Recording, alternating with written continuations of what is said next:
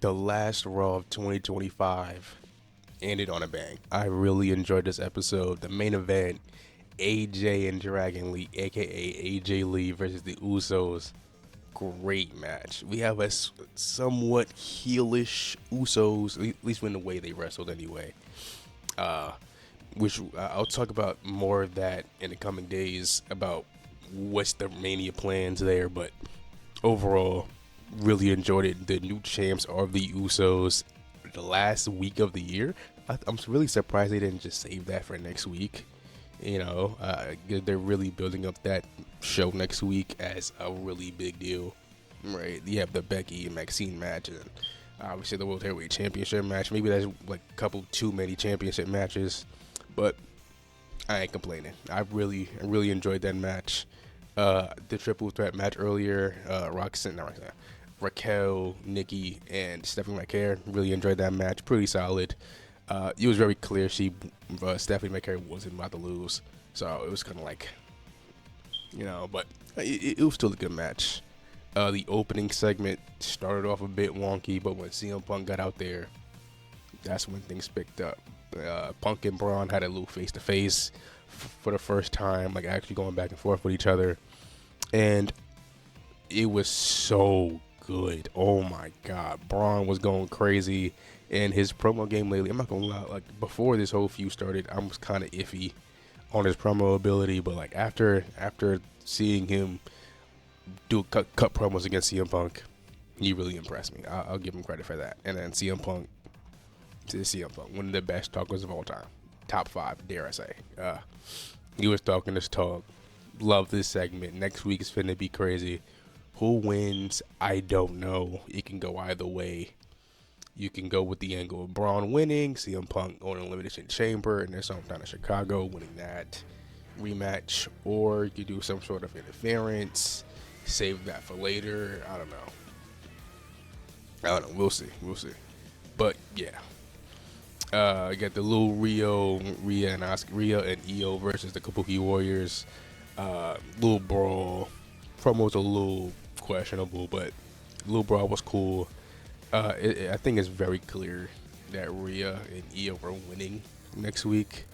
I think it's very clear, but I think the match will still be great. I'd be shocked if they didn't win. All signs are pointing to the Kabuki Warriors losing, considering, they have lost more than they've won when they've held the championship. For some reason, I never understood that. Why you make champions lose when they're champion. But I don't know. But match is about to be good. Theory versus Mysterio. Austin Theory got a new theme. I'm not gonna lie, I enjoyed it. I didn't hear too much of it. My headphones kind of go in and out, but from the parts I've heard, I kind of enjoyed it. I'm waiting for them to release it on YouTube to really go in depth with the theme, but it was cool. Mattress, nothing crazy. We saw the return of Penta, so good thing he's not injured. Too bad, thankfully, because oh boy, Royal Rumble with no Penta would have been rough. But shout out to Penta for coming back. We had the Luke Maxine and Becky promo. Maxine has definitely been improved, most improved of 2025 by far. Like, she has a breakout year, so shout out to her. Next week for the match, I don't know who wins. You can go with the Becky win into like an AJ Lee versus Becky for the Women's IC Championship. That is a possibility. You can have Maxine win and like solidify her as a contender in the women's division. Because what other way to do that than to beat Becky Lynch? I don't think she submits her. I think that's a little much. But, roll up, not cheating, but like, you know what I mean? Like a failed cheat attempt by Becky, at least her losing. You can go that route. There are ways to make Maxine win, right? Without making Becky tap out. I just don't see Becky tapping out. I don't. But, yeah, either way, it's going to be cool. And, the funniest moment. Gunther was wearing a John Cena tap out shirt with John Cena tapping out on it. I said, oh, man, that's... Ooh. Archer was like, nah, bro, you got to go. They had a little match.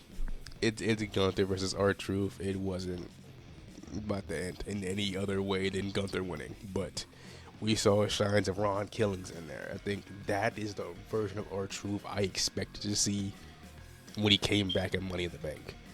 But we've kind of just gotten like regular old R-Truth, which is very, very disappointing. Hopefully this version stays, or at least, I don't know, like do a blend of both. You know, you can do the little comedy stuff backstage when he gets in the ring. He's more serious. You can do that, but I don't know. But I enjoyed this episode. Maybe in the coming days, I'll do like a compilation of every single Raw review of 2025. We'll see. Maybe not.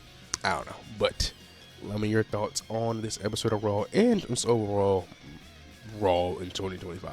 Did you enjoy it? Do you think it was bad? It was good. Personally, it had its moments, great moments, and also a lot of bad moments. Like I remember the Vision turning on Seth. That was a great moment. You had EO versus Rhea and that whole situation thing earlier. That was kind of a banger. I'm not gonna hold you, but yeah, I enjoyed it. Raw and SmackDown this year has been very up and down. Had its moments, great moments, bad moments, great moments, bad moments. SmackDown is mostly bad. Raw, shout out to ya. But that's my thoughts. Drink water. Have a good day.